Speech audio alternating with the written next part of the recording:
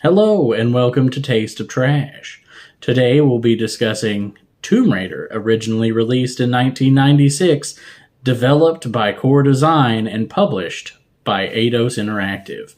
The genre is action-adventure, and I will be scoring it on a 5-point system and then give an aggregate score at the end. The aspects it will be judged is story, characters, level design, and gameplay. So, to start off with the story, 4 out of 5. It's interesting. It's got a bit of mystery to it surrounding the different artifacts that you're racing to collect and what exactly it is that they do. I am giving it a bit of a pass, considering that I've only really played the remaster collection. So back then, the game book would have kind of introduced you to the setting, given you a little bit of the story for setting up the characters and their motivations, their personalities, that kind of thing. Unfortunately, in this day and age, we don't really get that. So, without having that bit of information, I am giving it a little bit of a higher score than it would have gotten. Just because it came out in a day and age originally where you would have gotten a little bit of extra information like that. Then, on characters, I'd have to say it gets a 5 out of 5. There's not a whole lot of dialogue in the game, but the dialogue that there is, it really it's kind of quick and to the point. So when the bad guys talk, like, you know that they're bad guys. Like, they are very just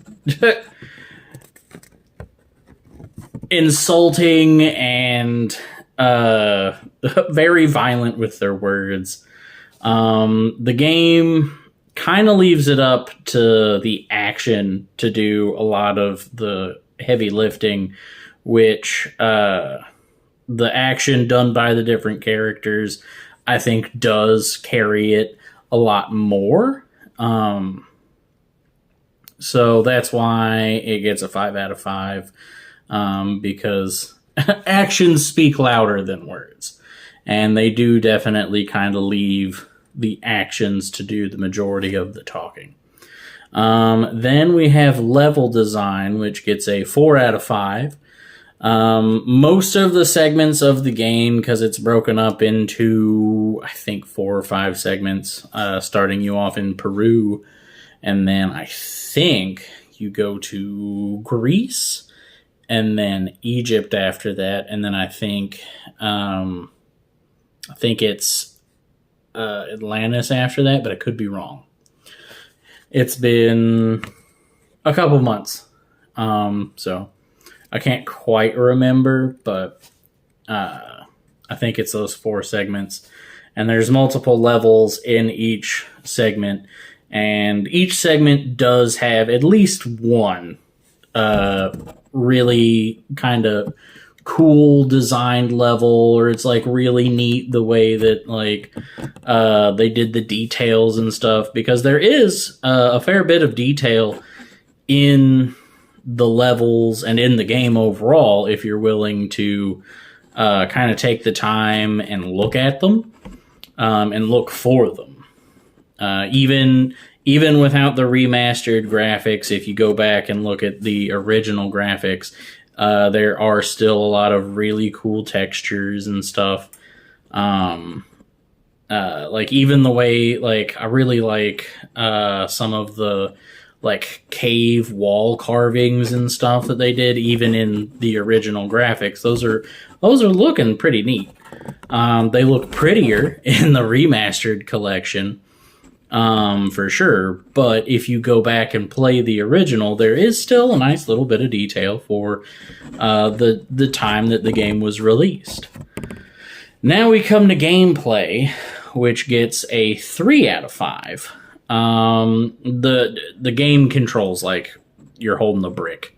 It's not great. It unfortunately isn't. You can, if you have the remastered collection, you can use modern controls, but don't do that. Like, we don't do that here. So I would go with the tank controls, as it calls it in the remastered collection. You're going to be better off that way. Unfortunately, the controls are just not great. And it is kind of, while it is an action adventure, it does have quite a few puzzles in the game.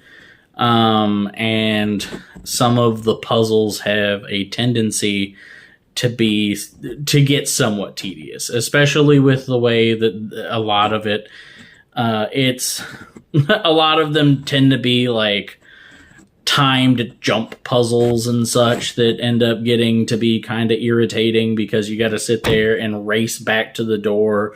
But like, I've gotten stuck on several of those where it's like just trying to get back, like I miss it by just a hair, or I manage to get it by just a hair. So it, unfortunately, it gets cut in that, but overall it's not the game is still fun, but it handles like you're playing the game with a brick. And like I said, some of the puzzles do get tedious, especially when they're timed and you got to make all these perfect jumps and hit all these platforms. And yeah. So, unfortunately, the gameplay aspect, I do think, suffers somewhat, but that it is a little bit dated. It did release in the mid-90s, so, yeah. So, it does suffer on that, but it is still a fun and interesting game to play. It's fun to kind of get the different weapons and stuff and use those against the different bad guys and the different animals and stuff that attack you. So, yeah. Overall, the game gets a 4 out of 5. I do recommend the game. It is a fun game. While it's not necessarily... While Tomb Raider as a whole is not a game that I would normally play, it is a game that's very near and dear to my heart. As when I was a little kid, that was, I want to say, one of the first games my parents even got for the PlayStation. And I loved to sit there and watch them play. Like, that was kind of like the family activity, at least for me, was to sit down and watch my parents play these really cool, interesting games.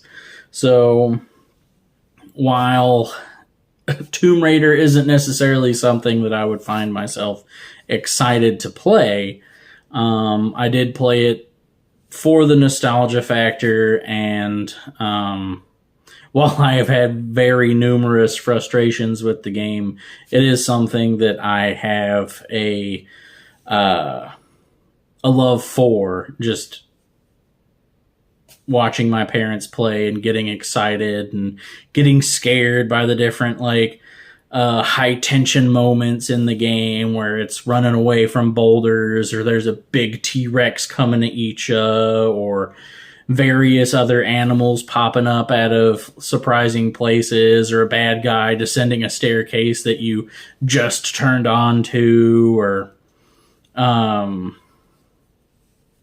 many other different possible things that could happen in the game. And so, yeah, I'd say it's worth a play.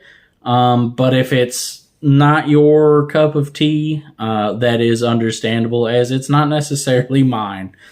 But I did go ahead and give it a playthrough because it is something that I grew up watching my parents play, and it was a lot of fun watching them play the game. Thanks for tuning into this episode of Taste of Trash.